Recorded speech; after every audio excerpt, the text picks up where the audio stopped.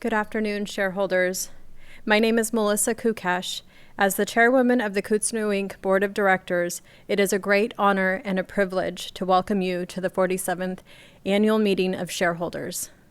At this time, I formally call to order our meeting, which is being held pursuant to the notice duly given to all shareholders. This year, due to the COVID-19 pandemic, and out of an abundance of caution for the safety of our shareholders, guests, and staff, we have currently moved the annual meeting online. We offer our continued prayers for our home community and all those who are suffering during these unprecedented times. Thank you to everyone who has joined us virtually. We miss you, and we look forward to being able to meet again in person. But until then, I thank you for joining us online. Ganesh Chish. To open our meeting, we have asked Major Quinn of the Angoon Salvation Army Church to give the invocation. Major Quinn? I want to welcome everyone here, and as we begin this meeting, I'd ask that we bow our heads. Eternal Father, Kootznoowoo, Eternal One, we know you by many names, but you are still one God.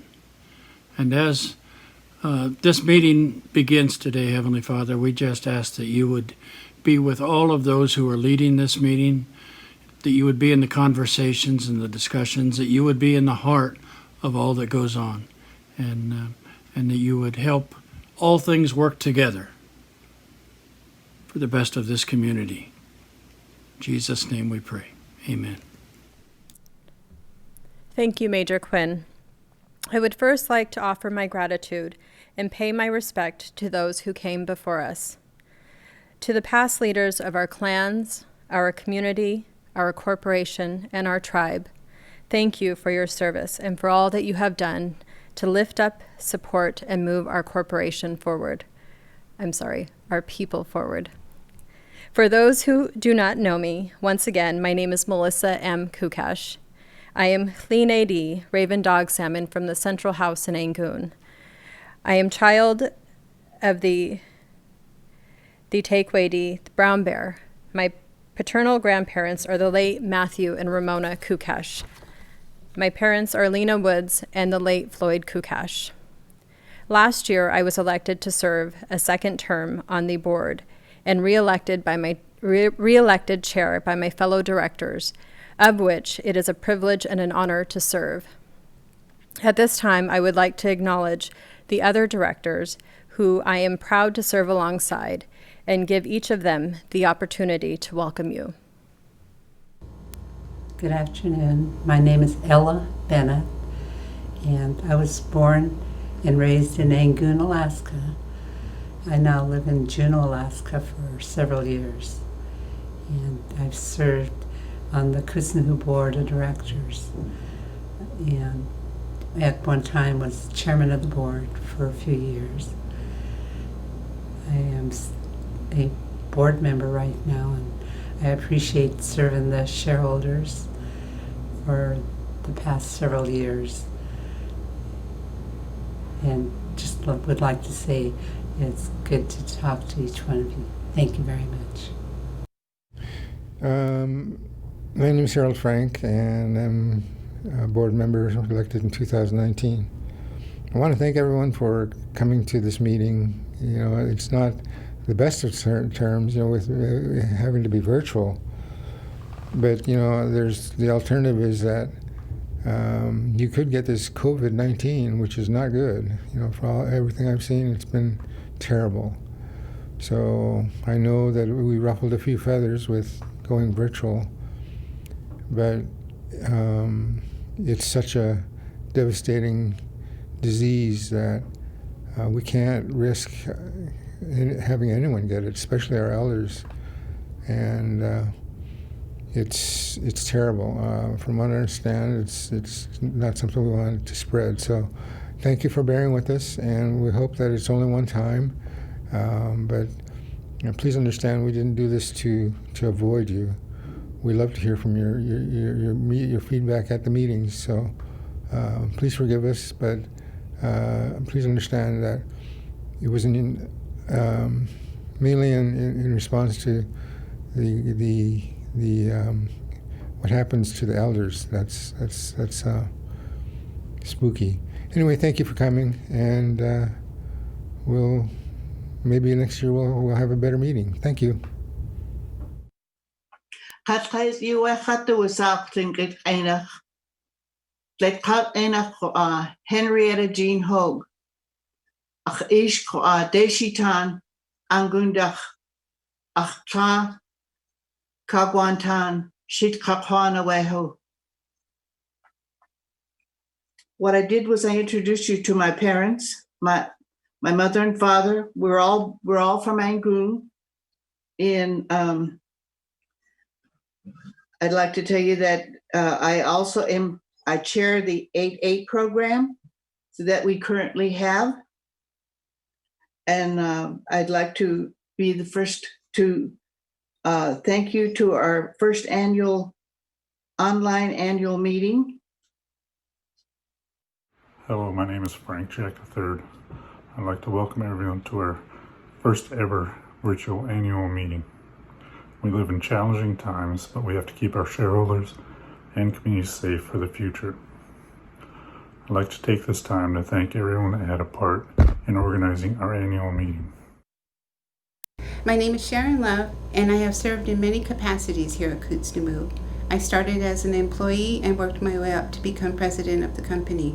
But my most important role is serving as a board member and representing the shareholders in the boardroom as decisions are being made. I am also a trustee on the Elders Trust, and I look forward to providing reports to the shareholders in the future. I am sad that we cannot get together today, but I am happy that we are able to gather in this virtual setting for the 47th annual meeting of shareholders. I look forward to seeing you all again. Please stay safe and healthy. Thank you. Good afternoon, shareholders. My Tlingit name is Kootznoowoo. Cooney C. Star. And I'd like to welcome you to the 47th annual meeting of shareholders.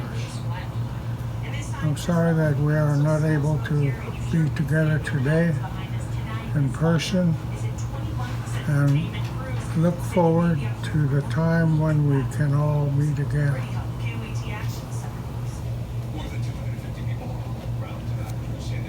Currently, I am in the position of being the treasurer for the board.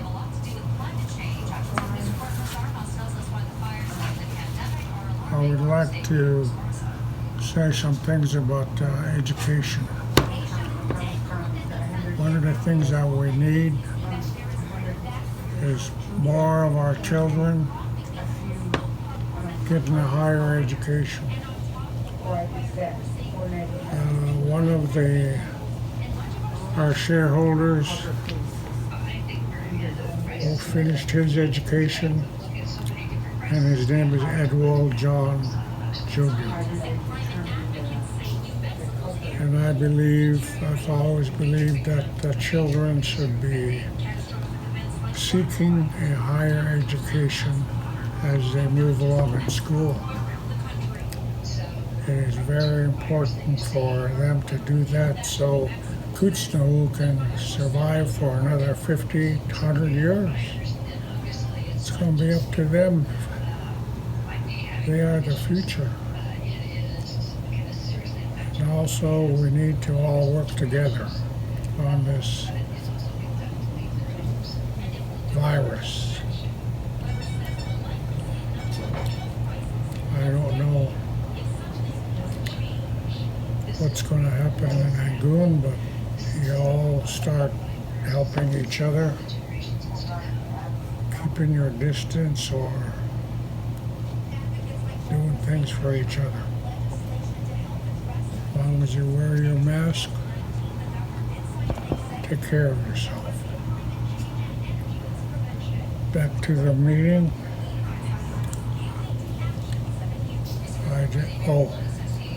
Sorry. My term will be up next year, and I'm letting you know that I won't be running again because of my health. Okay, thank you. Thank you, directors. At this annual meeting, due to the virtual delivery, we've had to implement some changes to the agenda and the format of our annual meeting. At a special board meeting, the board approved the agenda for today's meeting and also the minutes from last year's annual meeting. Both documents have been made available in advance of today's annual meeting. They have been posted in the publications section of my Kootznoowoo shareholder portal. We will continue to use the agenda as a guide for the meeting. Any shareholder who would like a hard copy of either document can download one online or reach out to the corporate office on Monday for a copy. Because we are not together in person today, the Inspector of Elections cannot administer in-person voting. Shareholders who have not yet voted or would like to change their vote are still able to do so. This year, we are pleased to be able to offer, for the first time ever, online voting to our shareholders. We plan to continue making this option available in future elections, in addition to the traditional paper proxies. If you would like to vote or re-vote, you can still vote your ballot now. You may go to the voting portal at www.votekootznoowoo.com and enter your date of birth and the last four of your Social Security number. Please note that when entering these numbers, enter the whole number only and do not include any other characters. Online voting is currently open and will close at 2:00 p.m. Next up, I'd like to introduce the Inspector of Elections. The Inspector for the annual meeting of shareholders is Kristen Phillips of Altman Rogers and Company. Kristen is joining us via Zoom. Welcome, Kristen. I now ask that you, as the Inspector of Elections, to formally accept appointment and take oath of office. Please raise your right hand. Do you certify that you have accepted the appointment as the Inspector of Elections for Kootznoowoo Incorporated 47th Annual Meeting of Shareholders, and swear that you have fairly and impartially performed your duties to the best of your abilities? I do. Thank you. I will now ask you, as the Inspector of Elections, to report the percentage of common stock of the corporation represented at this meeting in person or by proxy. Madam Chair, shareholders holding in excess of 42,826 shares of Class A voting common stock of Kootznoowoo Incorporated are present today or are represented by proxy. Since there was a total of 60,214 shares of Class A voting stock of the corporation outstanding and entitled to vote on June 30th, 2020, the record date, more than a majority of the outstanding voting stock of the corporation is represented today either in person or by proxy. The shares counted thus far constitute over 71.1% of the total shares entitled to vote, and therefore a quorum is present. A final tabulation and report on the total number of shares represented in person or by proxy will be provided later in this meeting. Thank you, Kristen. Pursuant to the report of the Inspector of Elections, there is a quorum in attendance at the 47th Annual Meeting of Shareholders of Kootznoowoo Incorporated. I hereby declare the meeting to be duly and regularly constituted. At this annual meeting, the terms of Director Sharon Love and Frank Jack III will end. Today, 2 candidates will be elected for 3-year terms that will expire in 2023. Up next, I call on Corporate Secretary Jean Hogue to explain the voting procedure. Jean? Thank you, Madam Chair. The purpose of our election procedure is to provide everyone with the opportunity to vote on shareholder resolutions, to vote for the candidate or candidates of their choice in the election of directors, and on any other purposes which may properly come before the meeting. At the same time, we wish to have the meeting run efficiently, with our agenda as our guide for the time frame.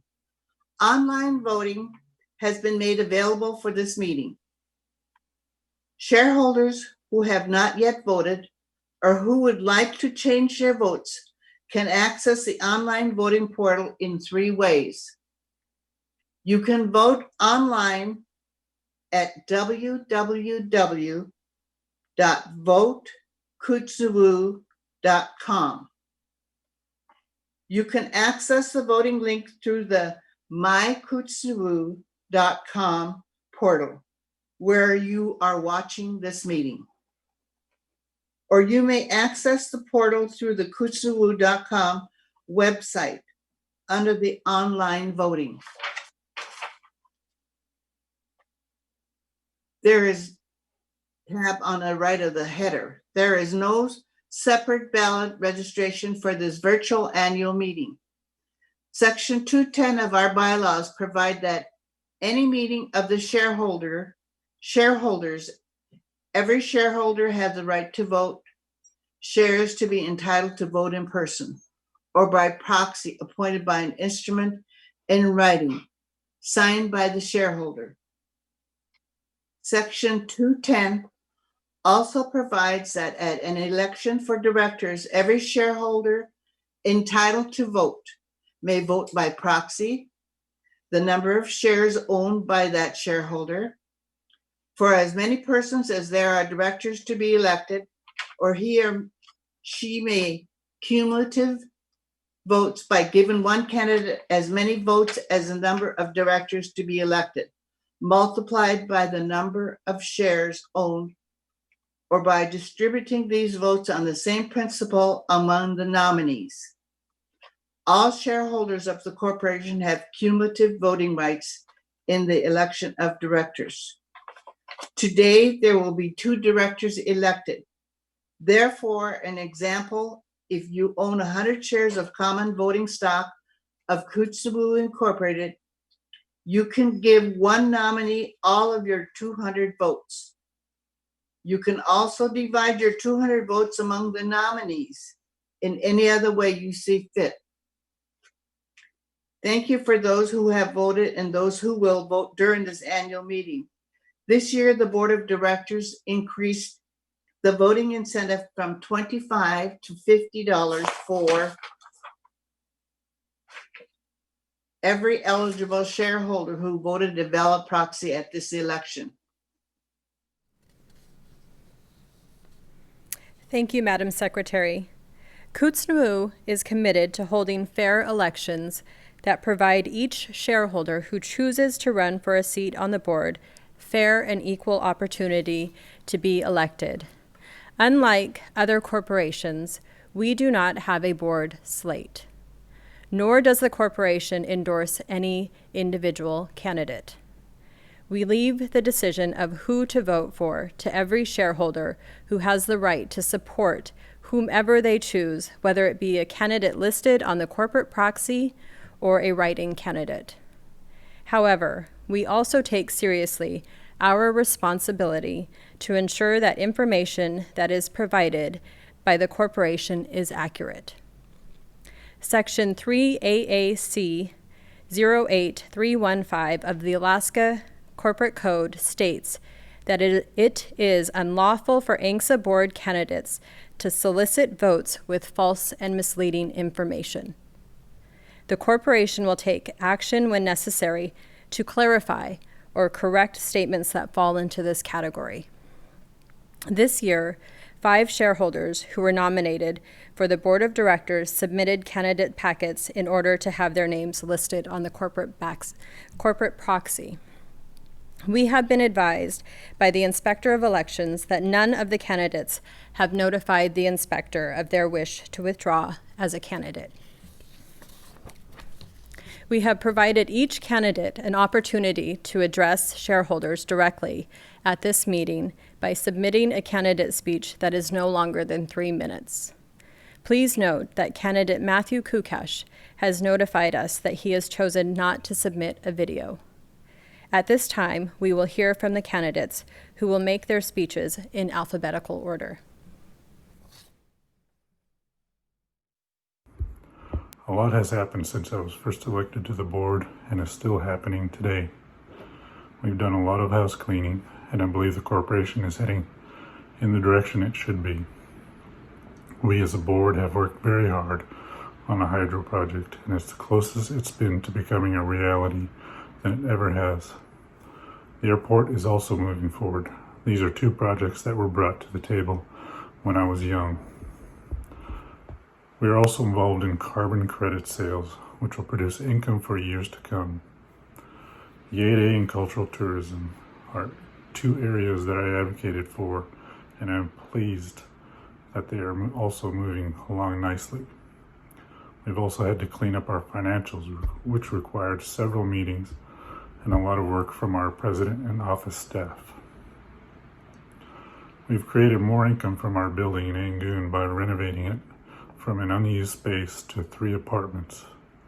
We've also improved our occupancies in the Juneau and New Mexico buildings. All of these projects that I have mentioned will be discussed in more detail by Hal Dreyer, the corporation's president. Regarding the 8A program, as I mentioned, it is moving along nicely, but it can be larger. It can be a revenue-producing endeavor that can work out great for the corporation, but the entire board has to agree and support on it. We can't have 2 or 3 members holding it back. If we have a board that not only supports it but backs it up with action, we can move on much larger contracts. We have our foot in the door right now, but we need full board support to expand the 8A program and see real growth. The kind of growth that I spoke about in my first campaign speech. During that speech, I used the term trust in the process. The process is happening right now, and hopefully well into the future, but we have to have the right people on the board. Board members that won't hold projects up for one reason or another. I believe we can turn our corporation around, and to a certain degree we have. We can accomplish so much more if we have board members that work together to make things happen. I hope I can be a part of this process once again. In closing, I'd like to thank everyone that supported me in the past and this year. It's been a tough one, but we are moving forward.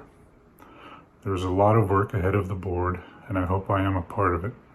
Kootznoowoo, thank you very much. Hello, Kootznoowoo shareholders. My name is Edwell John Jr., son of Edwell John Sr. and Alice DiCafano, board candidate for Kootznoowoo. My grandparents were George and Mary John. I'm the clan leader of the Duckloady Killer Whale Chased in the Seal House in Angoon, and the proud son of the Deshiton. Hello, my name's Edwell John Jr. New leadership, new beginnings, 2016 to 2019. I was on the board 2016 through 2019. 2016, 10 resolutions were passed under new leadership. 2017, 22 resolutions were passed under new leadership. Here's one of the many significant resolutions. There was an opposition and a petition to remove the entire board. Independent proxy holders moved to remove the entire board. This cost shareholders a lot of money. I'm a shareholder. Resolution 06, this is a new bylaw update. This new resolution prevents the corporation from providing discretionary voting for an election of directors. This is great news. This discretionary voting creates an unfair and unequal advantage for the benefit of the independent nominees. Thank goodness this is gone. There's no longer discretionary voting. 2018, 15 more new resolutions passed by leadership. Resolution 1808, the board issues sanctions against Director Love and Director Bennett, disclosing unauthorized acts and breaches to sanctions to shareholders. Communications to shareholders. Since 2016, there's been a number of newsletters that have been put out to shareholders via the website and in mail-ins. And then finally, our income statement 2019, finally under new leadership, After many, many, many, many years, more than I could remember, we are at a positive net income. Down here, it's net income, $749,000 positive net income, thanks to new leadership. 2016 to 2019, when I was on the board, there were significant business improvements, updated and outdated policies and procedures that hindered the prevention of corporate growth. We need business-minded people with business experience, and educated people are needed. There was a lot of misinformation to shareholders, policies that prevent board slates from voting to elect board members that were not elected by shareholders is gone. New leadership, new ideas, new beginnings. Thank goodness we had really good leadership from 2016 to 2019.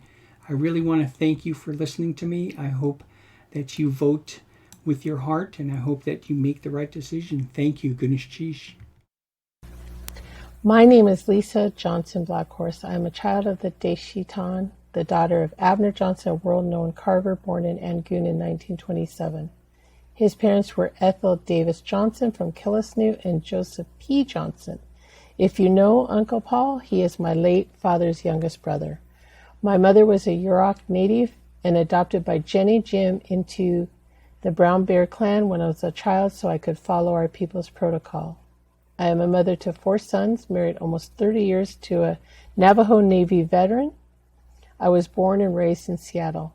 My parents instilled the importance of our Native people and our pride of our culture and heritage. I learned at a young age how to become an Indigenous activist, and I have served on several educational, political, and community executive boards, where I learned skills and knowledge to run effective boards. I will bring my experience to advocate for all shareholders and bring new ideas and vision. The board of directors' responsibility is to shareholders. As one of the original 629 shareholders, this is not a role I take lightly. I was fortunate to have listened to many of our great past leaders and have kept all our corporation papers through the years. I am sending my prayers to our communities to continue to wear masks, stay home, practice social distancing to protect our families and communities during this pandemic. Good afternoon, Kootznoowoo shareholders. My name is Sharon Love, and I am seeking re-election to the Kootznoowoo board. It has been my pleasure to serve for the past 3 years and to be a strong shareholder advocate while in the boardroom. I am seeking re-election because I believe that Kootznoowoo is a strong shareholder company, and I believe that every dollar that is spent should be used to maximize profits and to benefit shareholders. I believe that my experience as a former employee, a former officer, and now a Kootznoowoo Board of Director will be beneficial while I represent shareholders in the boardroom.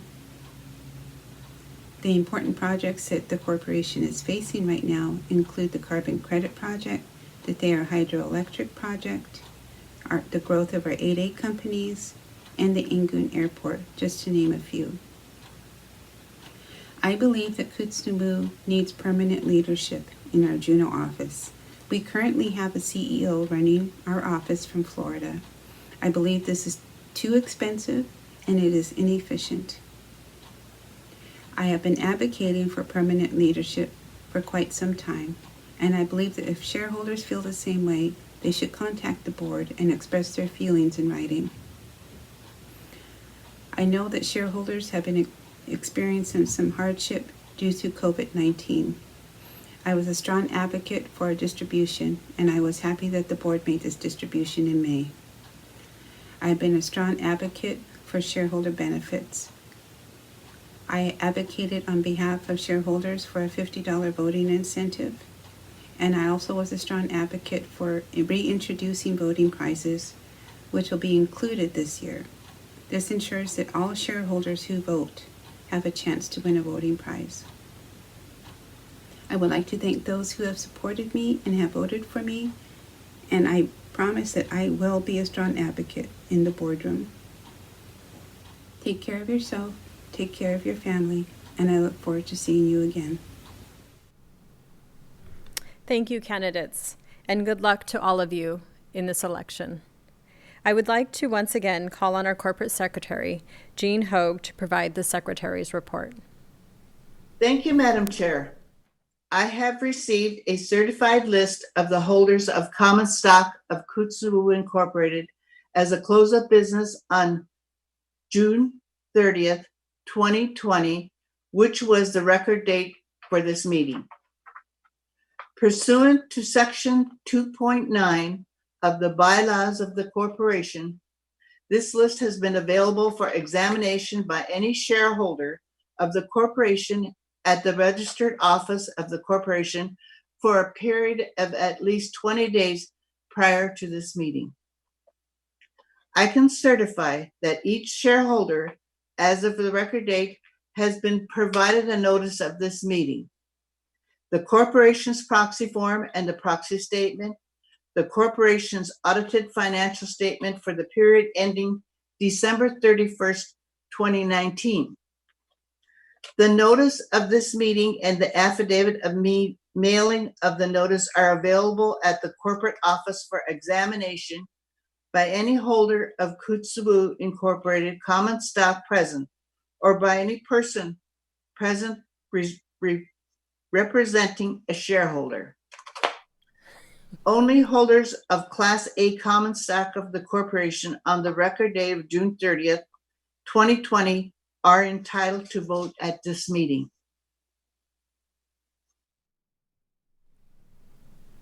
Thank you, Madam Secretary. This year, because of the revised online format for this meeting, we decided to try something different.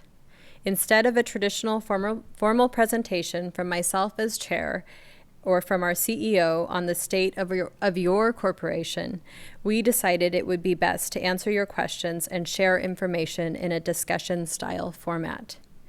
Susan Bell, who is this year's keynote speaker, moderated the discussion between Hal and I, which is going to be broadcast throughout this meeting in 3 different parts. It was a great discussion, but unfortunately, due to the length of our talk, we are unable to air the entire discussion at this meeting. However, the full version will be available to shareholders on My Kootznoowoo shareholder portal. Please join me now for part 1 of highlights from the Chair and CEO discussion, where we provide a corporate update. I'd like to begin this discussion this afternoon with Hal talking a little bit about how the corporation has evolved over the past 3 years. Yeah, good afternoon. Thank you for hosting this interview, by the way. We appreciate you moderating it, I guess you would say. Susan, what we've done is prepare a graphic depicting the financial performance of the company over the past 3 years. Revenue in 2017 was almost $2 million with a net operating loss of about $87,000.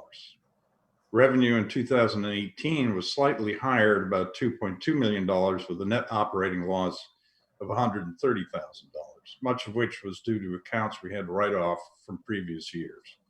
Revenue in 2019, the year we're reporting on now, rose to $3.2 million with an operating profit of $750,000. We've also included a graphic which shows the financial performance of the company over the past 18 years, which we feel is a very important thing to see and understand, which we provided this several years ago at one of the annual meetings in Yangon.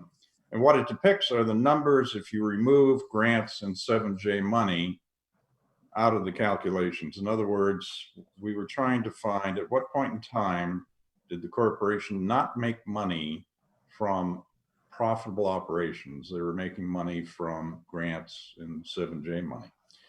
And what you see is it's been 16 years, literally 16 years since that has occurred, which probably ties right into the end of the logging operation in Prince of Wales Island. And since that time, the corporation has been struggling to find new ways to generate revenue outside of grants and 7J money. So that's essentially what we're working on, is a fix for that, working on each asset and operation to make them profitable. And the key thing there is that is why we call this year's annual report Turning the Ship. You know, what we saw 3 years ago when I came on board was the ship was headed for the beach. It was headed to be grounded. And we needed to turn that around. And that's as a lot of us in this kind of business know, that's not easy, but we've done it. We've had a very successful year in 2019. And the profitability in 2019 has allowed us to do a number of important things, many of which have poured over into 2020, which include being able to make the $3 per share emergency distribution for the COVID problem. We also donated $50 per person for all the residents in Angoon to help as a food credit to help get them through that particular period of time, which is when this all started and nobody really knew where it was going to go. So Susan, in 2019, we had an excellent financial year for Kootznoowoo and the beginning of getting the ship headed in the right direction. We expect the next 3 years to be even better as things continue to align. Melissa, can you give an update on what's happening within the corporation for the CEO search? Yes. So, one of the first things that I noticed when I took the chair position, was just this long list of things, because I had the opportunity to work under someone who believed in project management and, everything, was a line item of a piece of a huge project to make it better and what you could do to make it better the next time. And so, I noticed that I had this really huge list of things that I felt needed to be accomplished to make the corporation run successfully. And so, having the ability to go out and find professionals, I think, is one of the things that I like to pride myself with.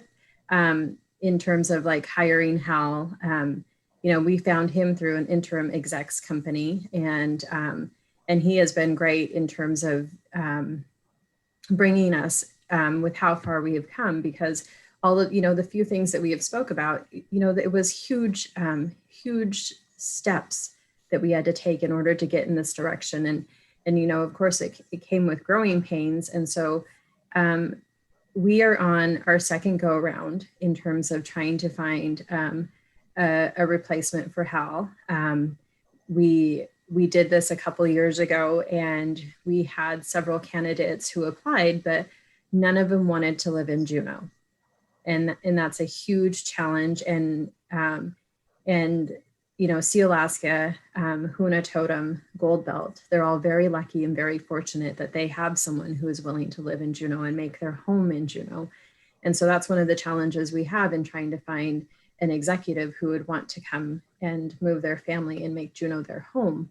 And so we went through this process years ago, and of course we were not successful in finding someone who had the experience of running an Alaska Native corporation and who was willing to do it out of Juneau. And so now we're in this process again, trying to find, a VP that would be willing to do a transition period with Hal to make sure all of our projects continue in the right direction, to, that we continue managing them properly, so that way we are in a proactive state and not a reactive state, which was the way a lot of things were handled. And so it's just really important that we find a professional who's willing to come to Juneau, and I'm hopeful that it'll happen and that will allow time for a perfect transition, but it might take longer than we are expecting, because I saw, I kind of followed Gold Belt in their process of trying to find a replacement. And so I know the challenges of, just that process. And so I don't expect it to happen overnight. And we'll be really lucky if it happens within the next 6 months, especially during a pandemic. Having been with the corporation for a few years, what is it do you think would be certain strengths or attributes that would really serve the corporation well? Susan, the thing about Kootznoowoo is it's a very small village corporation, but it has enormous and very exciting projects underway, all of which require special expertise. And that's why I'm still here. What Melissa didn't mention was when I first came on board, it was for a 3-week assignment to analyze the corporation and see what it should do. That was in 2017, and I'm still here. So, but because, and this is, I think, a little unusual for such a small corporation, between the Thayer Creek Hydroelectric Project, the carbon credit project, the airport that's coming to Angoon, and the work that has to go on to understand the acquisition process, and then the development of our 8A business, it takes somebody that has a pretty broad and extensive background. And again, because we're relatively small, that person has to be almost the CFO, the CEO, project manager, everything. Well, and it certainly sounds like that there's both, the work that you've been describing in terms of building a foundation for the corporation, that there's both, a stronger financial position and a stronger organizational foundation, as well as opportunity. It's an exciting time to be coming to the corporation. For the right person, yeah, it would be if I were 30 years, well, let me do the math, 30 years younger, I would love to, commit to this for 5 to 10 years. I think we'll find that person that can see how exciting it is. Before we move on, I'd like to remind everyone and inform those who have recently joined us that the voting is still open online. If you still have not voted, please do so now by going to the portal at www.votekootznoowoo.com. Voting will close at 2:00 p.m. Alaska time. Normally, we like to invite our local dance group to perform for our shareholders. However, due to COVID-19 and our online meeting, this year it wasn't possible, nor was it safe, to have a group perform live. The Sealaska Heritage Institute has graciously allowed for us to air footage from Celebration 2018 of the Grandchildren of Angoon dance group. Please enjoy.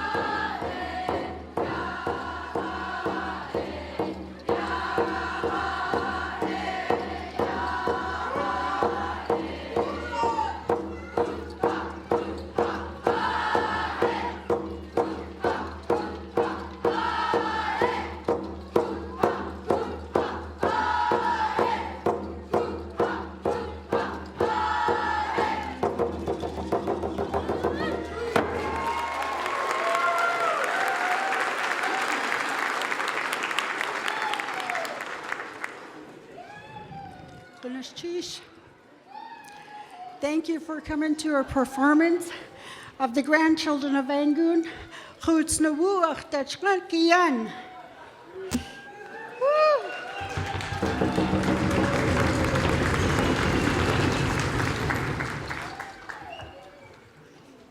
We have so many to thank. We are so thankful for everything. I'd like to thank Mary Jean, who is our coordinator. Goodness, she's Mary Jean. Ernestine, she's our bookkeeper, and also our finances. She helps us with our finances. Goodness, she's Ernestine. Excuse me for that. I'm so excited.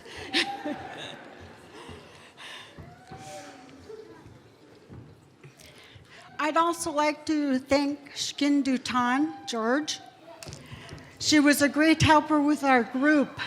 And tonight she couldn't be with us. She escorted her daughter down to a science class that she was taking. So education is important. So we encourage our students to continue further, because the more you know in education, the further you get in life. And God be with each and every one of them.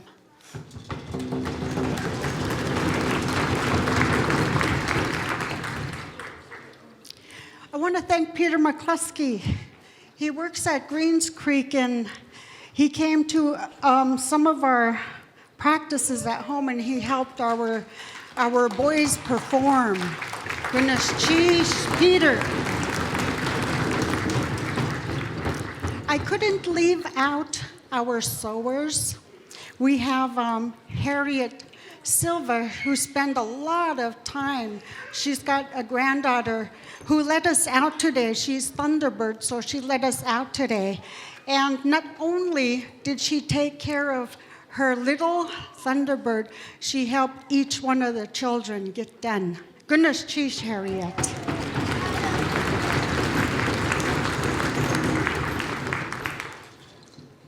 We had Charlotte Washington, who did a lot of sewing. So we'd like to thank Charlotte also for a lot of sewing she did. Whether you were eagle or raven, she took the time. Goodness, cheese grandmas.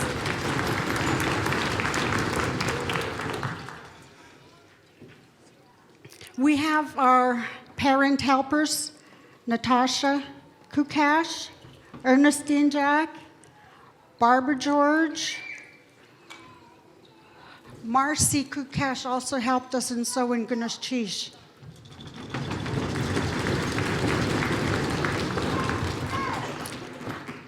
Further in our education, we have 3 graduates from Angoon High School, and I would like to recognize them. There's Kylie Kukash,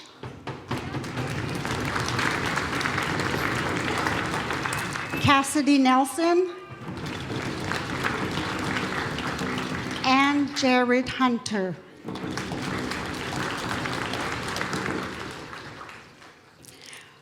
I want to thank Gilbert Fred. Pasku Hagu.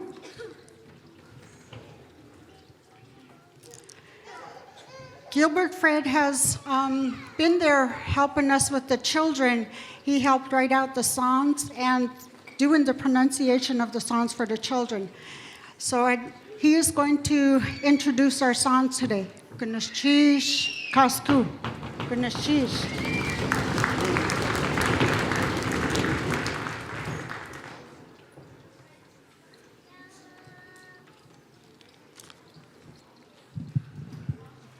Goodness cheese.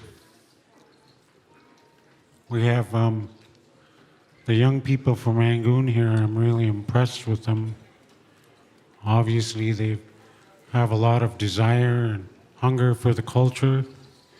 As Pauline mentioned, all of the people that got involved to pass that on to them and bring them over here. Also, we don't want to forget to thank Sea Alaska and Sea Alaska Heritage for this opportunity to bring our children, grandchildren, and relatives and ancestors here before you now. first one they have is the after song, We How.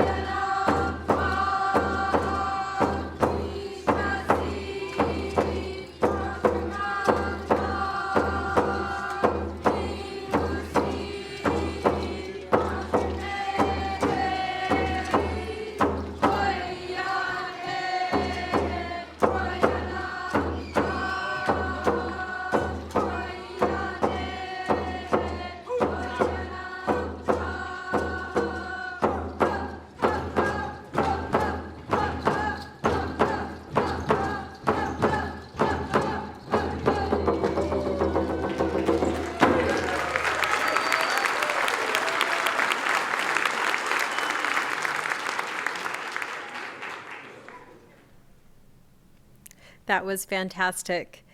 We'll have the rest of the grandchildren of Angoon's 2018 celebration performance later in the webcast.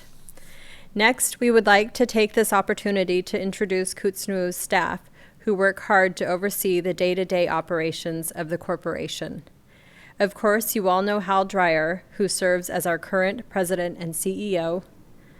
Suzetna King is the manager of administrative and shareholder services. Suzetna is also a shareholder and a former director of the board and works out of the Juneau corporate office. Hal and Suzetna, we thank you both for your hard work and dedication to the corporation on behalf of our shareholders.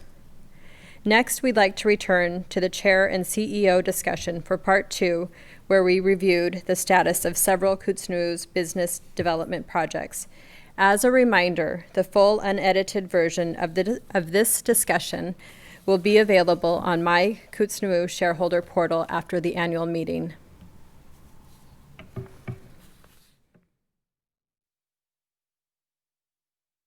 As we think about what we opened with a little bit ago in the strong financial performance and what has been a change, Melissa, can I ask you to talk a little bit about some of the business developments and some of the things that have really pointed to that financial change and business growth?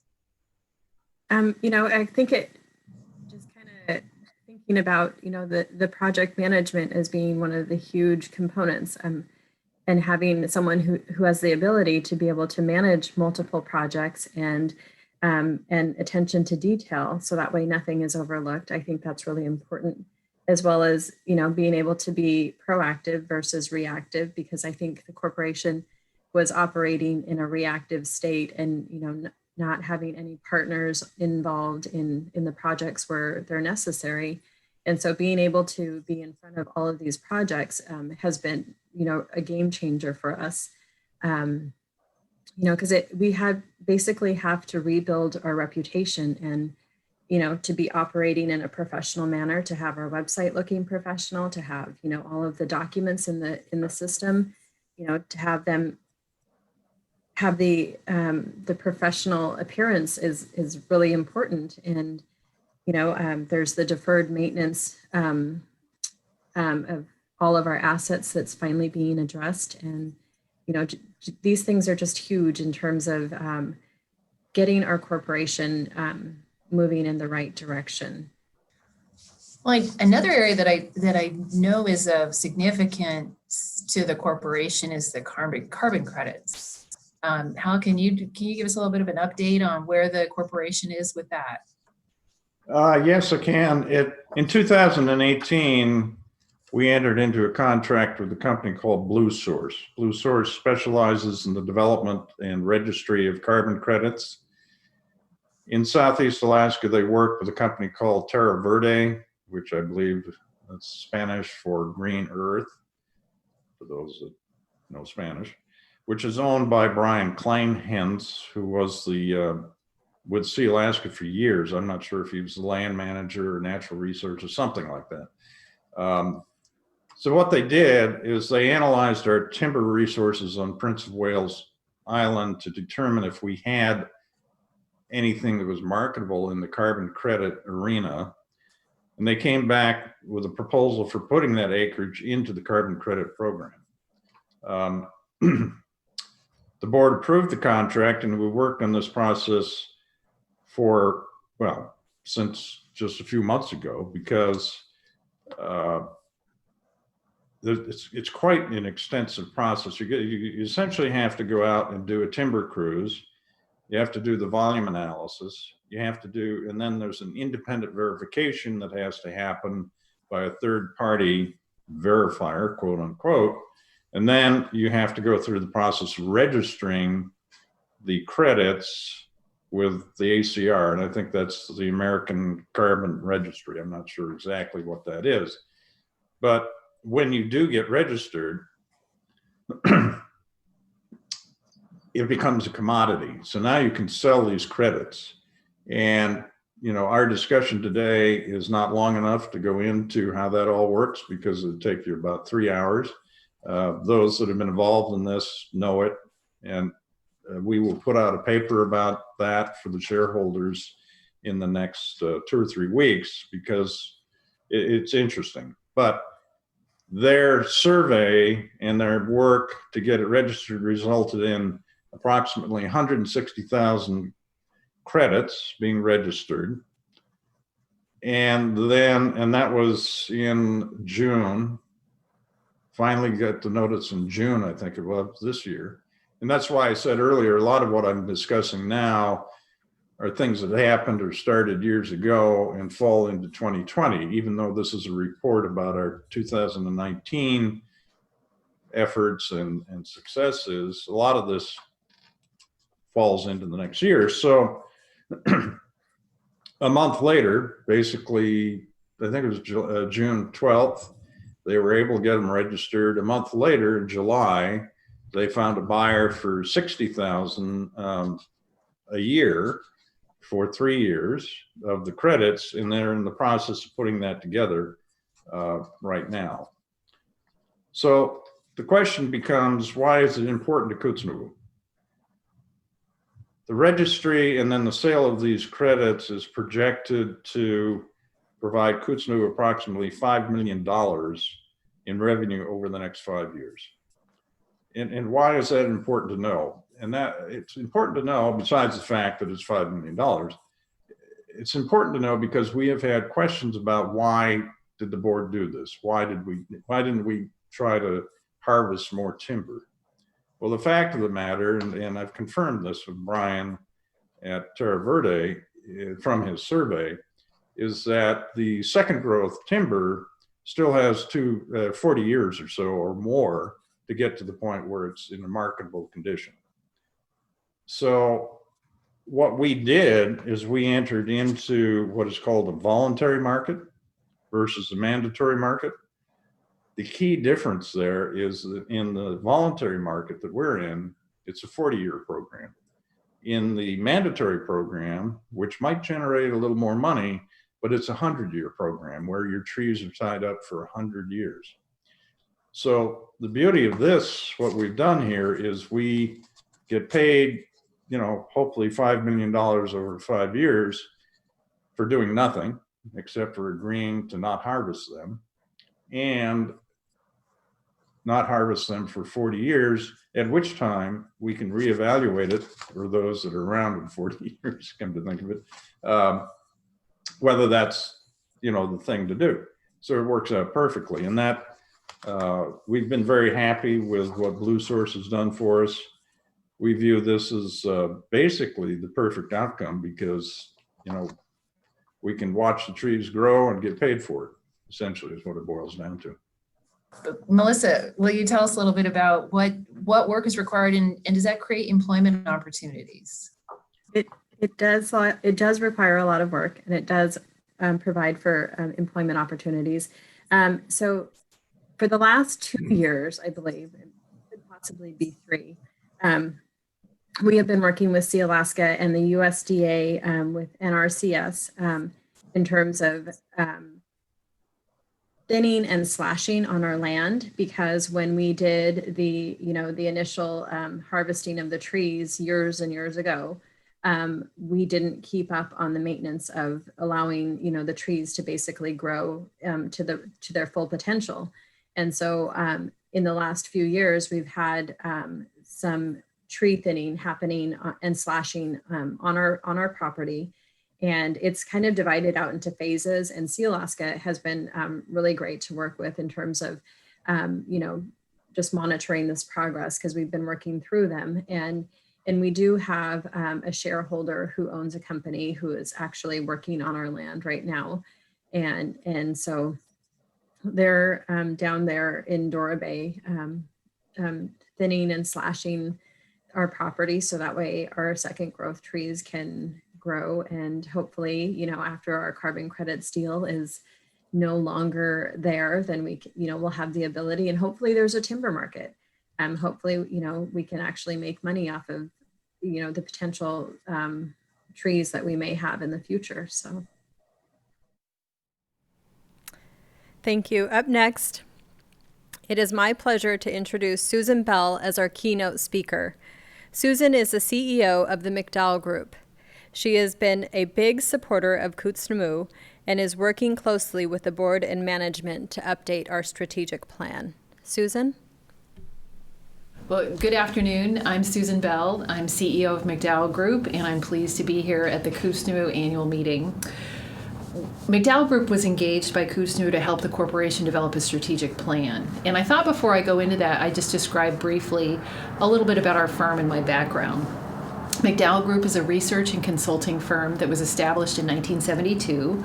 We have deep roots in Southeast Alaska. We have an office in Juneau, an office in Anchorage, and about 20 employees. And we have a very long history of working with public and private entities, and particularly Alaska Native corporations. Our firm does economic analysis, planning, program evaluation, shareholder surveys, and we have a long relationship with Kootznoowoo. Personally, I've been with the firm about 14 years. I first started in 2001. I stepped away to be Department of Commerce Commissioner. I previously worked with Gold Belt as a Vice President, and I've been a Southeast resident since 1987. I also deeply appreciate the role of Alaska Native corporations in Alaska. Personally, I'm from Nome, and I'm a shareholder of both Bering Straits and Sitnasak. Well, back to planning. What is strategic planning? I really compliment the board for engaging in this, but it can really be distilled down to answering 3 main questions, more formally. But the first question is answering, where are we now? That might be an examination of the corporation's financial health, corporation's relationships with others, the performance of its investments, but basically it's answering the question, where are we now? Then, really thinking with the board about their vision, strategic initiatives. The planning process asks the question, where do we want to go? And then how will we get there? And I'm going to talk about that in a little more detail about what we've done so far with Kootznoowoo. But it's important to think about planning as a roadmap that really links together the past, the present, and the future. Because the environment that we operate in changes, it's also valuable to recognize that a strategic plan is never finished. It needs to be updated, it needs to be revisited. We need to look at the assumptions and the conclusions and think about what was the logic at the time we developed the plan. But again, it's important to recognize the leadership of Kootznoowoo in the board of directors as they develop this planning process and think about the health of the corporation and the future. Before we jumped into a conversation with the board, it was important for McDowell Group to get a little bit of an update on Kootznoowoo's activities. As a Southeast resident, I'm familiar with the organization, seen it in the news, have engaged with Kootznoowoo staff and board members previously, but we took some time to review some of the recent activities. We reviewed the website, interviewed staff, looked at recent shareholder newsletters, financial statements. There was a prior McDowell Group survey of shareholders that was conducted that we reviewed, and prior planning documents. That gave us a good foundation as we took the next step, which is engaging with the board of directors. In December, I joined the Kootznoowoo Board of Directors at a board meeting, and we had an initial planning session. And that was really valuable for me to get a sense of the board's vision. We talked a little bit about what their goals were for the corporation, and then what is sometimes called a SWOT analysis. And I'll share a little bit of what I learned in that discussion. As you think about the long-term vision, the Kootznoowoo board has a strong sense of a responsibility to create profitable business operations, create shareholder employment and training opportunities, and really to reflect the deep cultural strength and history through not only the corporation's activities, but also through the way it communicates, through the website, through the newsletter, through the facilities and ways that people engage with the corporation. In terms of goals, at a high level, the board has a vision of a strategic plan that is actively used, that outlasts the board and staff members that exist today, helps build confidence not only among shareholders, but amongst banks, other investors, and people that are engaged with the corporation, and also importantly, incorporates shareholder feedback and input, board training opportunities, and insights from others that have succeeded, including other Alaska Native corporations. A common planning process is thinking about a SWOT analysis, and that at a high level is thinking, what are the strengths, what are the weaknesses, the opportunities and threats. And this is an interesting discussion that we held with the board. And first and foremost, as we thought about the strengths, the foundation for the corporation is the Tlingit culture and pride, the land base, and long history of stewardship with the land. As we started thinking about people-based strengths, certainly the board, the staff, the elders who guide and mentor the corporation, and the descendants were all part of that landscape. The people are critical as a strength. In terms of weaknesses, the board recognizes that currently there's modest financial performance in Southeast, a relatively small employment pool, and they really want to have permanent leadership and fill all the staff vacancies. So right now they've been operating in a more lean fashion. When we think about opportunities, there are many opportunities, and as I go through some of these highlights, you'll probably recognize projects that have been underway for a while, including the Thayer Creek Hydro Project, airport development, 8A contracting, Front Street restoration, enthusiasm around tourism growth and economic diversification. Certainly, Angoon and Kootznoowoo, like other corporations, participates in 7I and 7J revenue sharing with other ANCSA corporations. And there's some unique access to grants and financing and partnerships at the local, state, and national level. Thinking about threats, there are threats, and we began this discussion in December. So now, as we think about things that we didn't foresee, here we're communicating in an age of COVID, a pandemic that's unprecedented. But going back to the December conversation, there were other things that were on the board's mind, including limits in terms of hydro project funding, program limits for 8A, and our current budget situation at the state level, certainly being compounded now by COVID, but reduced state funding for Marine Highway, other transportation, municipalities and grants, and political forces. So it's a complex environment that the corporation's operating in. After the December discussion, McDowell Group wrote up a short summary, shared that with the board, and then had an opportunity to do some one-on-one interviews with board members in the spring and early summer months. And that was very valuable because there was an opportunity for some additional insights and perspectives to be gathered. And it really built on that initial planning discussion. What really came through those discussions is, again, a commitment to a long-term investment strategy and acknowledging there's a tension between distributing funds to shareholders and the importance of the discipline of investing in businesses and other investments that can generate profits and dividends going forward. That's very much on the board's mind. They also want the plan to be focused, have a realistic focus on a few initiatives that can be accomplished and build on success. The board also, along with staff, reflected on the foundation that they've really worked to build in recent years And that ranges from the organizational foundation, such as corporate policies, updated bylaws, document retention, and then also thinking about the corporation's home, the building here in Juneau, K Plaza, and other facilities, just making sure that the things that the corporation's engaged in are in good working order, policies are articulated, and that the finances are well attended to. So again, there's been much work by the board and recent staff. The corporation is also pleased to make progress, and board members noted continued progress on Thayer Creek Hydro, Angoon Airport, on several A-to-A contracts, and also tourism development planning. So again, continuing to add a little more detail into some of the things that were recognized as opportunities for the corporation. Particularly noted is with tourism, the opportunity for employment opportunities and reinforcing cultural traditions as they're passed on from elders to youth and also shared with visitors.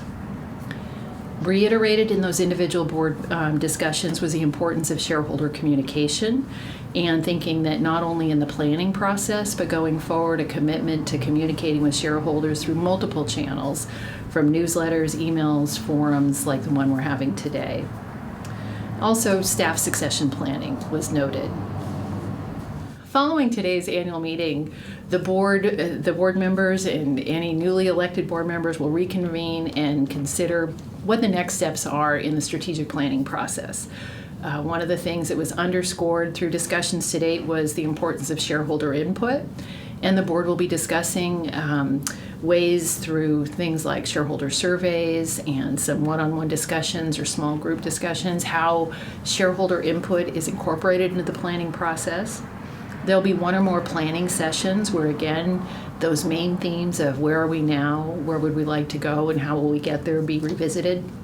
An action plan will be developed that identifies very specific activities, responsibilities, timelines. To the extent possible, there may be some broad budget implications. And then ultimately, the plan itself will be adopted, it'll be shared, and it'll be subject to formal board review and updates to track progress and celebrate accomplishments. Thank you, Susan. Before we return to the presentations, let's take a quick break and return to the performance of the Grandchildren of Angoon dance group. Once again, we thank Sealaska Heritage Institute for allowing us to air this footage from Celebration 2018. Really grateful that the Mary Jean and Pauline asked me to stand by the kids. And they gave me an agenda. As you can see, I usually don't refer to one with the adult group. But the kids want me to follow the agenda that we have here. So I gave them my word I would. The next one we have that they want to do for you is the Kootznoowoo Kahidi, the House of Migration. Angoon yadi Angoon dachkank yangiwani. We how Kootznoowoo Kahidi. Yigwayakwan.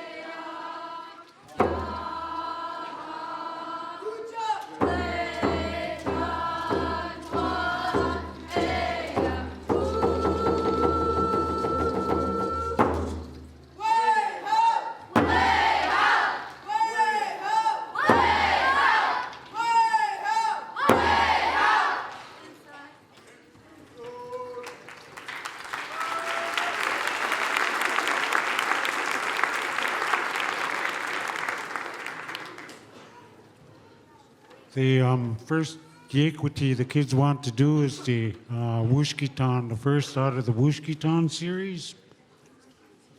Ayan Niska. Yangiwini. We have.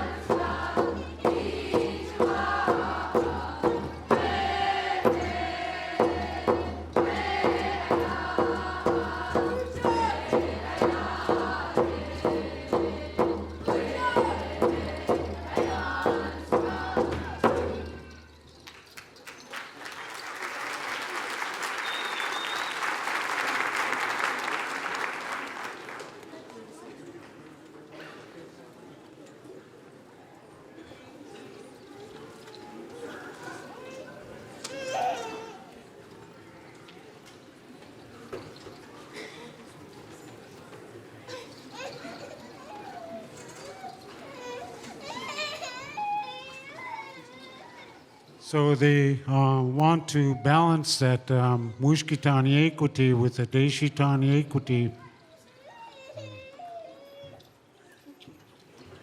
Yangiwini. We have.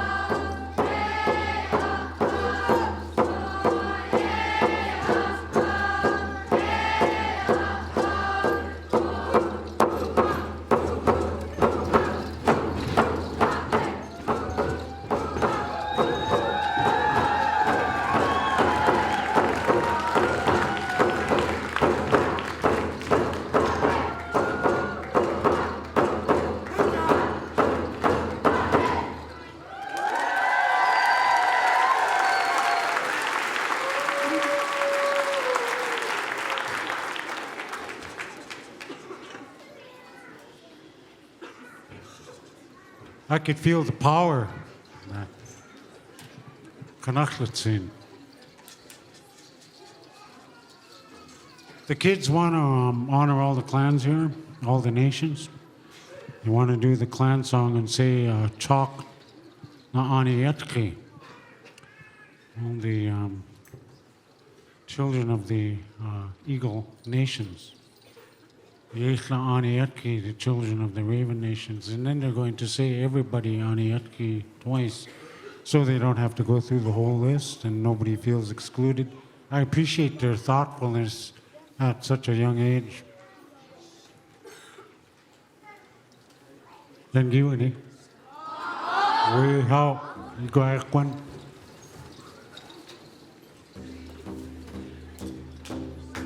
Children of the Raven, yay, Fiatki.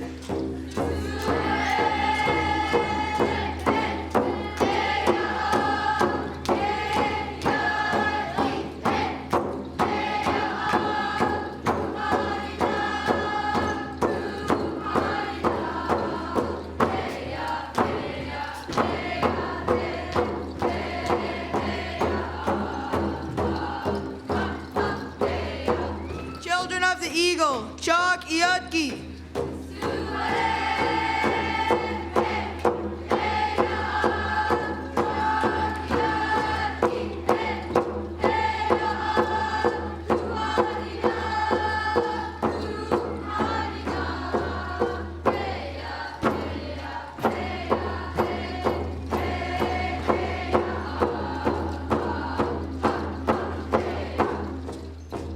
Everybody Iatki.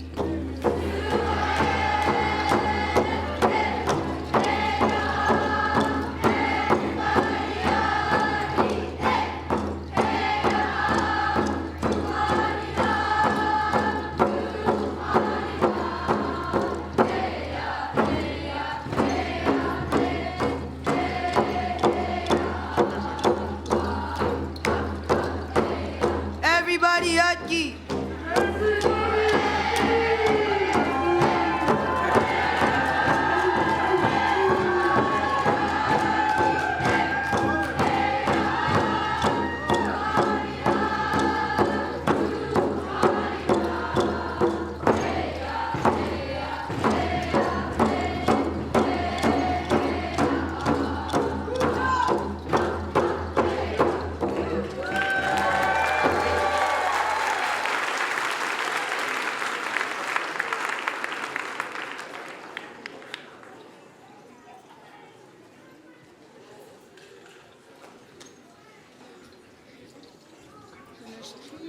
Kasku, goodness cheese, Kasku, goodness cheese.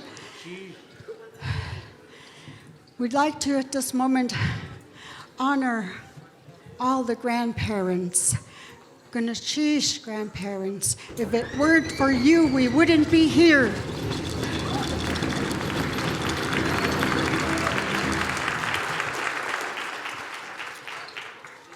Okay.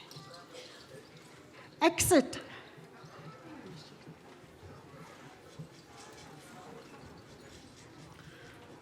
We help.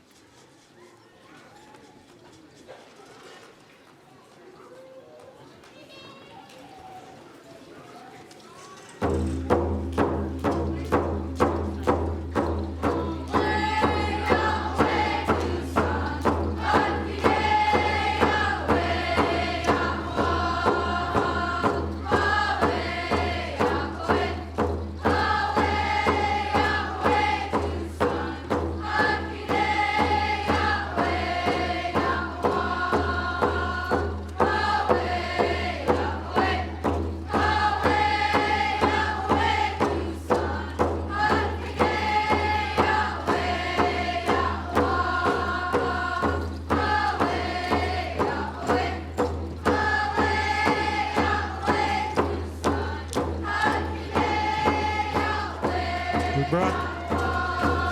brought the Kootznoowoo drum for the grandchild of the Deshitan to use with the kids. So I appreciate it.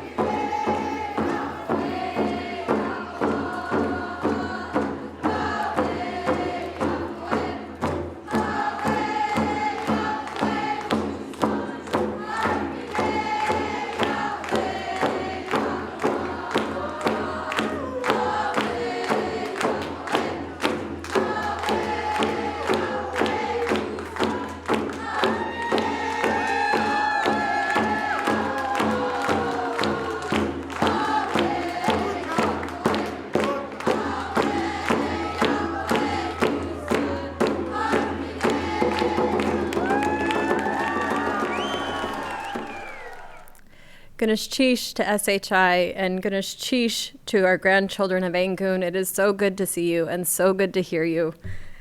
The voting for the election of directors is now over, and the online voting portal closed at 2:00 p.m. Thank you to everyone who voted. The Inspector of Elections will announce the results later in the meeting. This year, the board approved several voting incentive prizes. Shareholders who voted their proxy by the proxy ballot deadline on Wednesday, August 26th at 5 p.m. were eligible to win. Winners were randomly selected by the Inspector of Elections.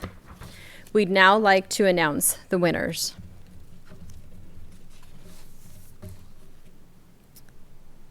The fifth place prize of $50 has 4 winners.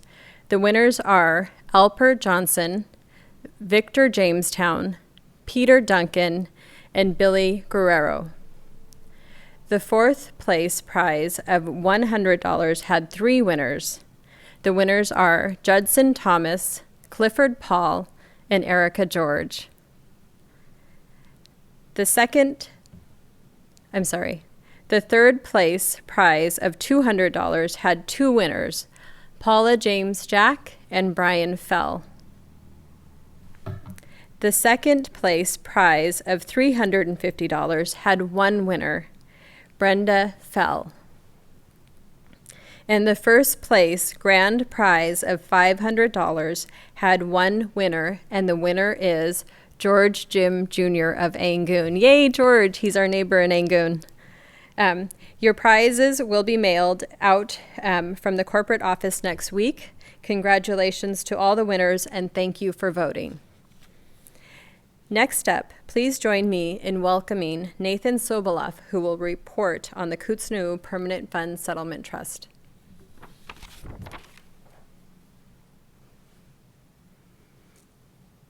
Yake, Yagei, good afternoon, good day. I'm Nathan Soboleff, the chairperson for the Kootznoowoo Permanent Fund Settlement Trust, also known as KPFST, and this is being recorded here in Juneau for the Kootznoowoo annual meeting to be held in Angoon on August 29th, 2020.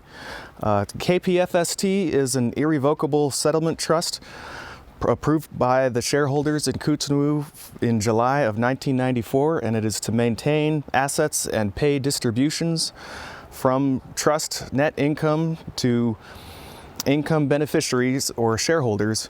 The trust was started with $9.3 million, and as of December 31st, the trust has paid out to distributions totaling $13,230,857. As of December 31st, 2019, there were 62,850 trust units or shares and held by 1,104 beneficiaries or shareholders. The Board of Directors of Kootznoowoo appoints the trustees of the KPFST, and the KPFST non-compensated volunteer trustees are myself, Nathan Soboleff, as chair, Jaylene Kukesh as recording secretary, Anthony Malott, Edwell John Jr., and Ricardo Whirl. The KPFST dictates that income to the trust is averaged over a 5-year period for purposes of calculating distribution amounts. This means that the current distribution, dated June 1st, 2020, looks back over the period averaging income over 15 trimesters, which is 3 times a year, so 5 years over 3 times. And that period covered is from August 31st, 2015 through April 30th of 2020. The trust is also managed by a professional investment firm, Alaska Permanent Capital Management. For 2019, Altman Rogers & Co., a certified public accountant entity, audited the KPFST, and they have found that the audited financial statements for KPFST for the year ending December 31st, 2019, and they issued their report therein dated May 18th of 2020. At year's end, December 31st, 2019, the audited and recorded assets was $14,320,741, and the shareholders' equity after liabilities was $14,100,000. $163,924, and they had no audit findings.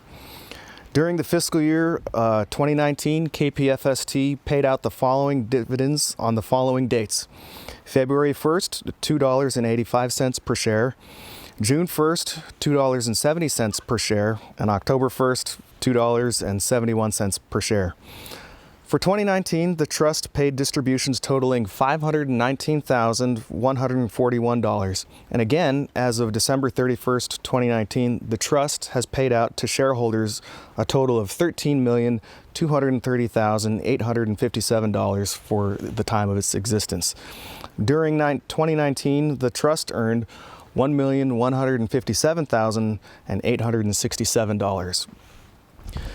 During COVID, our trust saw a reduction of about 10% to the value, while the Dow Jones Industrial Market lost some 30%. So our fund is very well managed and stress tested. Our trust pays almost no taxes, and we save money while making distributions.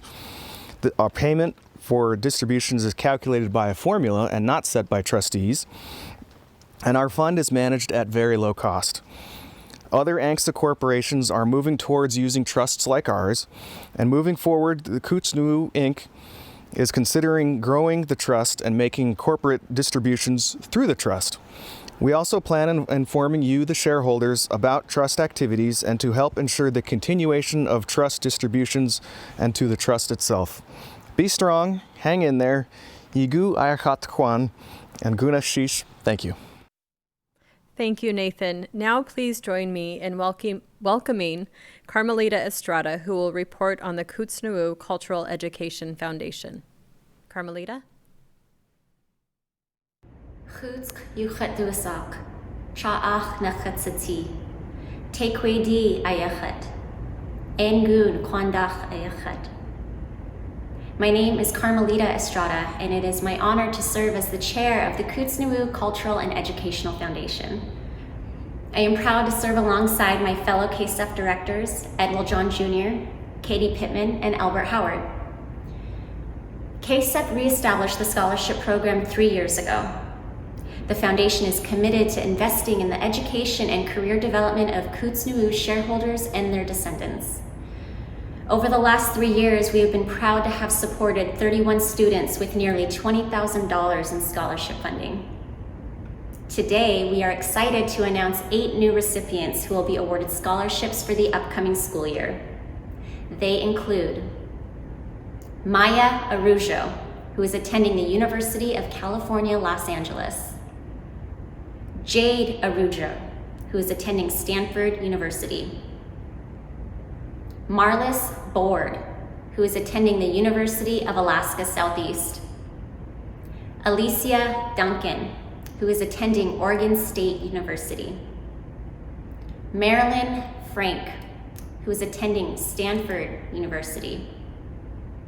Talon Jack, who is attending Haskell Indian Nations University. Ellie Barker, who is attending Fort Lewis College. And Jay Merkuliev, who is attending California Coast University.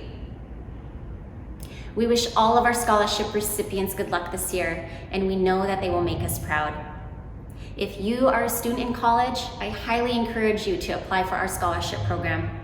The application period is open each year from June 1st to August 1st.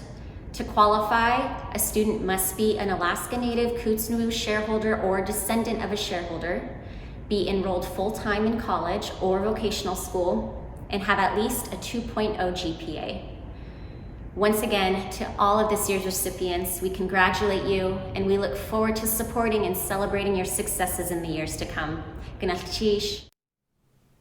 Thank you, Carmelita, for your report. We'd also like to thank the other KSEF board members and wish the best of luck to the scholarship recipients in the upcoming school year. We are proud of all of you, and please be safe. Next, we'd like to return to the chair and CEO discussion for part 3, where we take a look at the Kootznoowoo projects in the community of Angoon.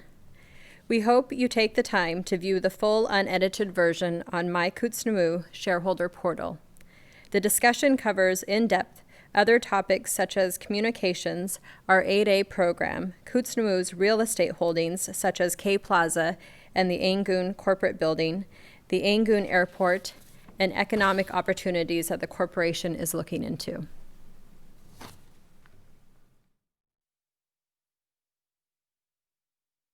There's another project that people are certainly familiar with that's a little closer to home, and the Thayer Creek Hydro Project, and there's been some advancements there. How can you bring us up to speed on what's happening?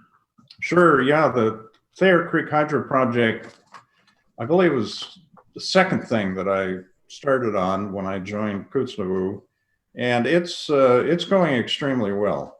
The project is on schedule, even with the COVID setbacks we had to deal with. We had problems trying to figure out how to get the engineers to Angoon and then over to the property in Thayer. We got that worked out.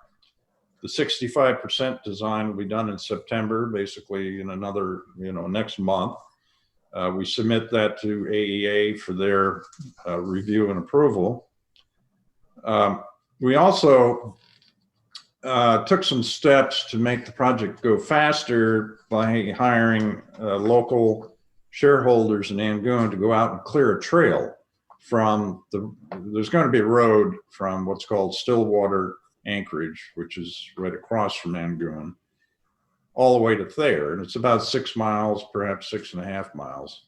So we had folks go out and clear that trail so that the engineers, when they could finally get to Angoon, could very quickly do the recon of the road and get the final layout put together. And it's sort of a complicated thing. That's the step that we had to do to be able to get the permit with the Forest Service. We had to tell them exactly where the road was going to go. So now we know that.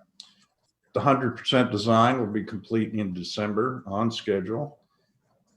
And that also will include the submittal of the permit applications for the project. And IPEC has applied for a grant, what they call a line extension grant, to do a directional drill underneath of Kootznoowoo Inlet and bring power over to that side so we have power, but then the same conduit, that directional drill, will result in the place where the cable can go to deliver the hydroelectric when we get it going. So a lot of exciting things coming. All of what I just discussed could happen as early as next spring and really get that project on the map. I think one of the huge milestones that we had before us was, just this this hydro project that we were granted the rights to build, under ANILCA when they made Admiralty Island a national monument. That was the exchange that happened in order to, have this island be a national monument. And so thinking about that and thinking about our role as a Native corporation and, to be a for-profit corporation, we are not an electrical utility company who builds hydros all over. That's not what we're in the business to do. And so one of the great things that that we have done that has happened since I've been here is having partners to help us with this project, because it's a huge, huge lift. We were granted the rights, but the rights didn't come with the funding that we needed. And so having, the partners, having IPEC help us, having them contribute to the designing and implementation of, and being able to use their engineers and use their resources and their knowledge of building hydros in Southeast, because I think we are one of the last communities who does not have a hydro in our area. And having IPEC on board, having Southeast Conference, having AEA, working with the city, working with the tribe, working with the Forest Service, Denali Commission, and of course the delegation in DC, because prior to that, I think, the thought process was, this is ours and we are going to do this. And that's fine if we are going to do this, but knowing that we need people to help us, knowing that we need partners to be able to move forward. And, we actually have what we refer to as Team Thayer.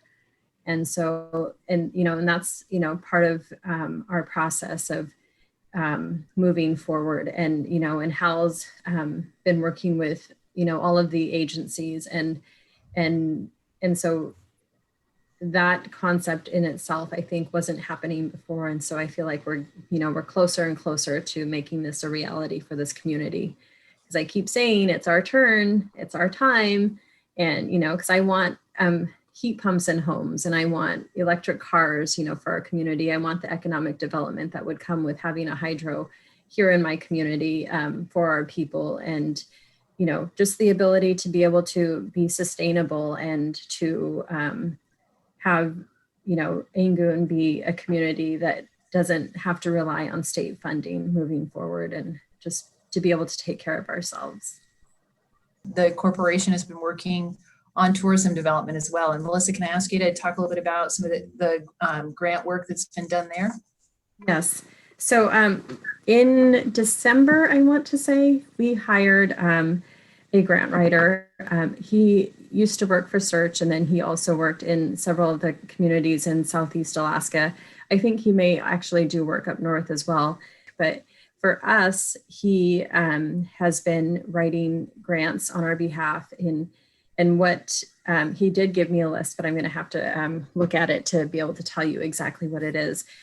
So he has he wrote a grant for a canoe carving project with one of our with Wayne Price, and that one was awarded for $45,000, and that was through the Alaska Mental Health Trust Authority. He also wrote a grant for shelves and display cases for a new Angoon Visitor Center, and that one was awarded $10,000, and that one was through the Institute of Museum and Library Science.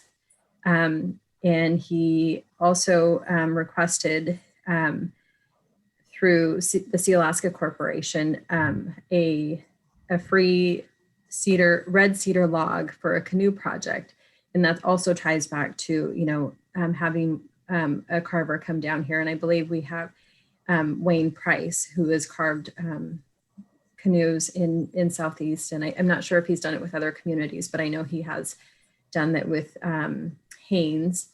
And then he also he hasn't heard a response back from the National Park Service regarding the development of an Angoon historic walking tour and interpretive signage throughout, Angoon, because I in like Heidelberg, for example, they have their carvers design and carve out signs, like "Welcome to Heidelberg," and I think that would be great here to have, our local artists, our local carvers, create those signs of "Welcome to Angoon," or this is, the site of, the Deishitan, or the site of the Duchlawedi, just having those, that I think that Tlingit twist to it would be great.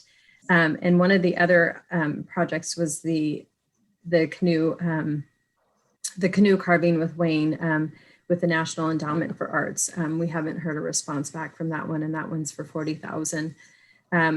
And part of his scope of work includes working with the tribe and the city, and if there is potential funding for the tribe to go after, or the city to go after, on behalf of the community of Angoon. And he has, I think, 3 that he submitted on behalf of the city. And one is with the Economic Development Administration, and that's to develop an overall cultural tourism plan for Angoon with the city of Angoon. He has not heard back on that. The other one is the Economic Development Administration, and that project would be to renovate the museum building that we had, built years and years ago, and have it turned into a visitor center, artesian gift shop, coffee shop. And outside of that museum, there are, I want to say, maybe 6 totem poles. And so, those at some point will eventually need to be restored and cleaned up. But that's, kind of the thought process behind that. And I think the other one is the Denali Commission, which is a project, and the goal of that project is to complete phase 1 of opening up a road that will go towards the shareholder lots. And it would also be able to, it's like the quickest route basically to be able to provide water and sewer for Kootznoowoo, which is out by our ferry terminal, about 2.5 miles. And so, oh, there's one more.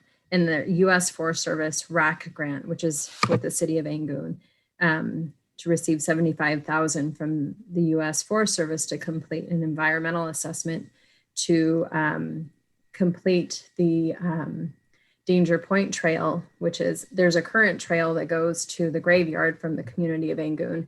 And that trail is a really great trail, and they've improved it over the years. But at the end of that trail is the graveyard. And then further out, I want to say it's like less than a mile.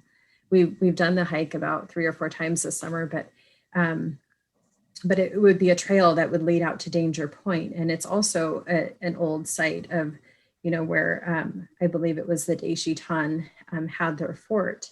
And so, just the potential, the opportunities that are behind all of that in terms of the cultural tourism, ecotourism, to have these walking tours, to have the signs of, what the Tlingit people did beforehand, and, and just being able to tell the history, to tell our story from our perspective, to the non-natives.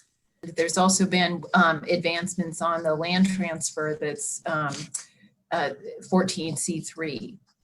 Yeah, that all ties together, actually.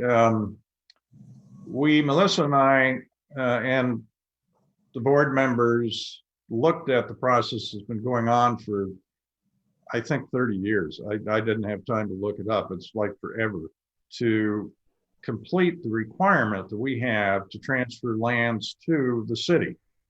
And it has gone back and forth and back and forth. But finally, in March of last year, 2019, the mayor and I signed the quitclaim deed that transferred, I think it's 800, and I've got it here somewhere, 826 acres to the city.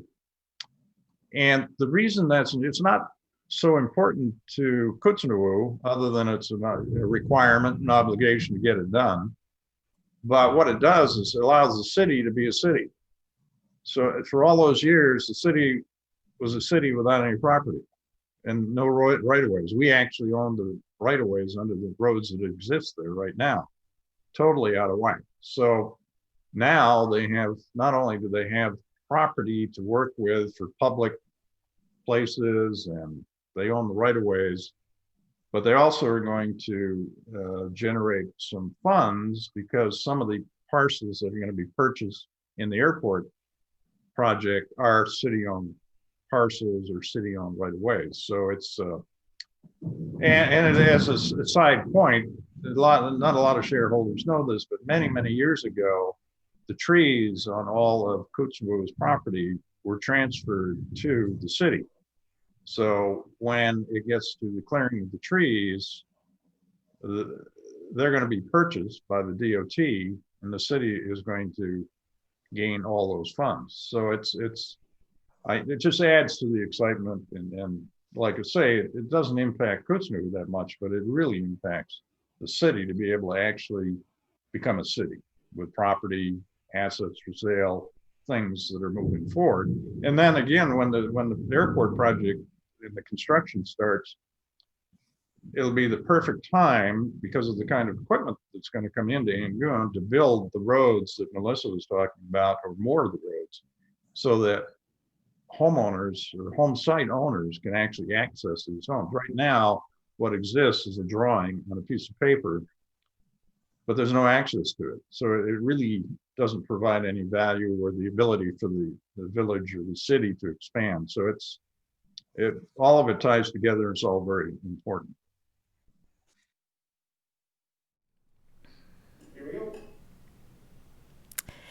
It's now the moment we have all been waiting for. I'd like to call on the Inspector of Elections, Kristen Phillips, to provide us with the election results. Kristen? Oh.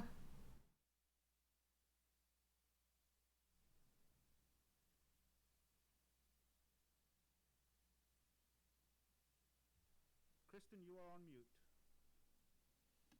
Miko? Sorry about that. Okay. Thank you, Madam Chair. The results are as follows. Frank Jack III, 21,641 votes. Edwell John Jr., 10,236 votes.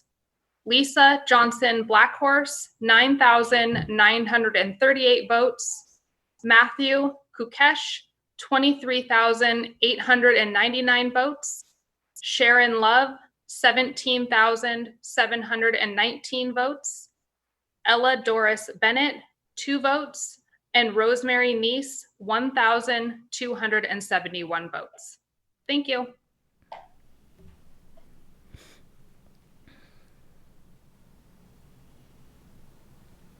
Congratulations to all of the candidates.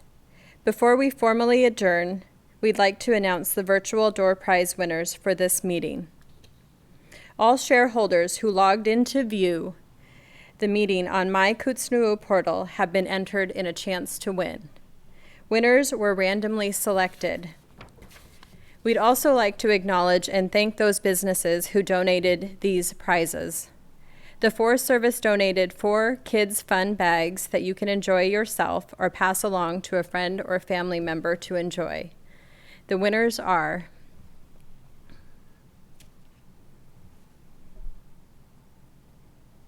William Samato III,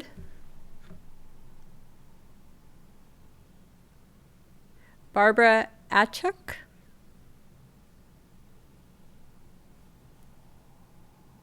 Carmelita Estrada,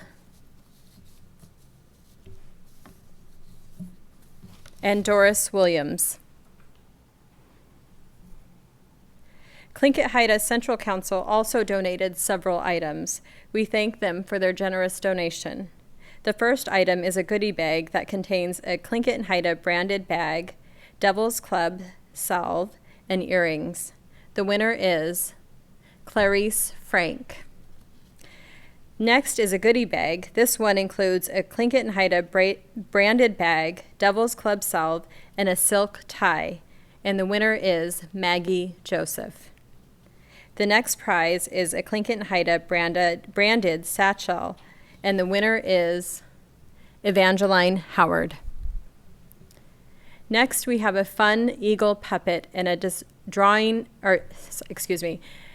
Next, we have a fun eagle puppet and a Discovering the Animals coloring book, and the winner is Josephine Reiner.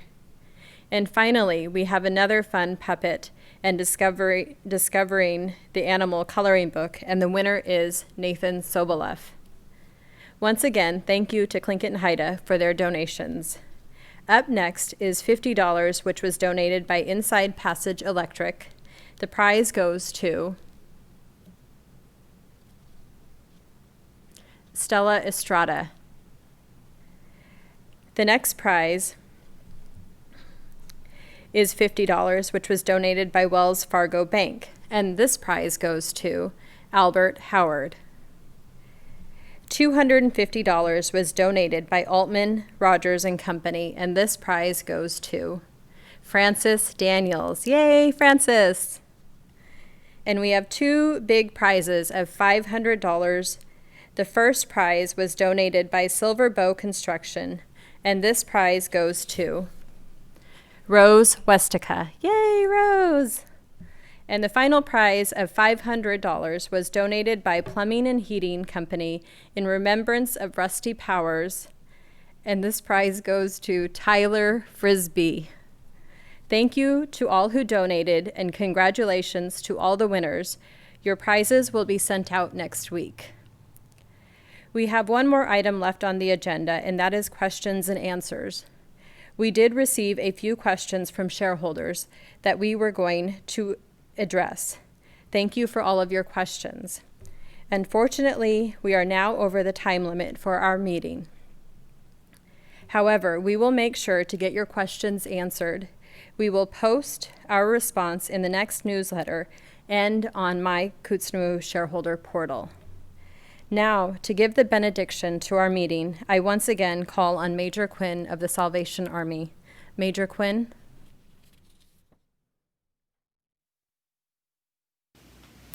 Good afternoon. I would like to ask us all to bow our heads as we close this meeting.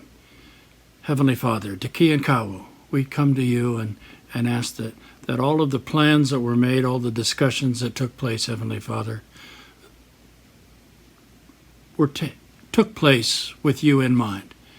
And as everyone goes on about their business and the gathering of the season, we just ask that you would work behind the scenes, Heavenly Father, to bring these plans to fruition.